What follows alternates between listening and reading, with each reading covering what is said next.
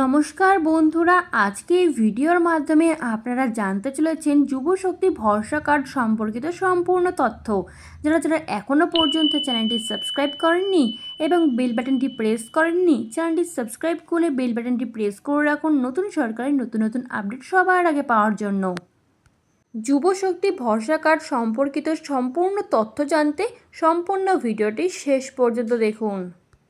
এই যোগ্যতা ছাড়া মিলবে না যুবশক্তি ভরসা কার্ডের ৩,০০০ টাকা।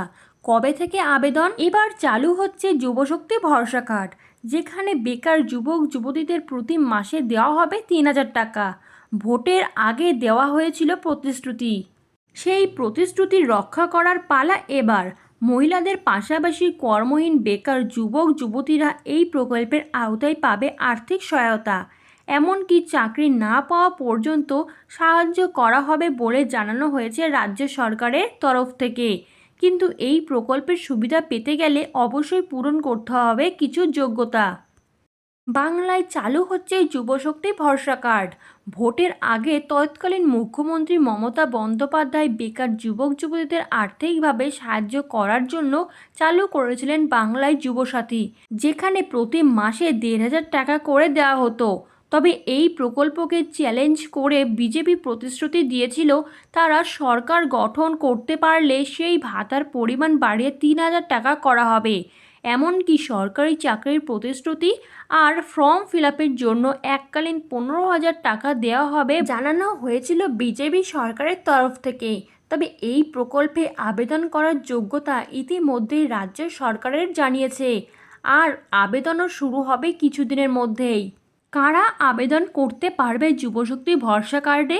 যুবশক্তি ভরসা কার্ডে আবেদন করে আর্থিক সহায়তা নিতে গেলে অবশ্যই তাকে কিছু যোগ্যতা পূরণ করতে হবে। সেগুলি হলো: প্রথমত, আবেদনকারীকে পশ্চিমবঙ্গের স্থায়ী বাসিন্দা হতে হবে। দ্বিতীয়ত, আবেদনকারীকে ন্যূনতম মাধ্যমিক পাশ করতে হবে। তৃতীয়ত, আবেদনকারীর বয়স হতে হবে ২১ থেকে ৪০ বছরের মধ্যে। আর সবথেকে বড় ব্যাপার, আবেদনকারীকে বর্তমানে কর্মহীন থাকতে হবে, অর্থাৎ কোনো সরকারি বা বেসরকারি কর্মসংস্থানের সঙ্গে যুক্ত থাকা যাবে না। শীঘ্রই শুরু হচ্ছে যুবশক্তি ভরসা কার্ডে আবেদন। প্রসঙ্গত, এখনও পর্যন্ত এই প্রকল্পে আবেদনের জন্য রাজ্য সরকারের তরফ থেকে আনুষ্ঠানিকভাবে কিছু জানানো হয়নি, কিন্তু অনুমান করা হচ্ছে খুব শীঘ্রই এই প্রকল্পের অফিসিয়াল পোর্টাল চালু করা হবে, আর সেখানেই যোগ্য আবেদনকারীরা নতুনভাবে নিজেদের নাম নথিভুক্ত করতে পারবে।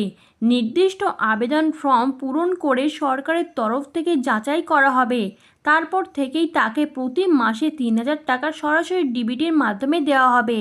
এরকমই আরও নতুন সরকারের নতুন আপডেট পেতে চ্যানেলটি সাবস্ক্রাইব করে বেল বাটনটি প্রেস করে চ্যানেলটির সাথে যুক্ত থাকুন।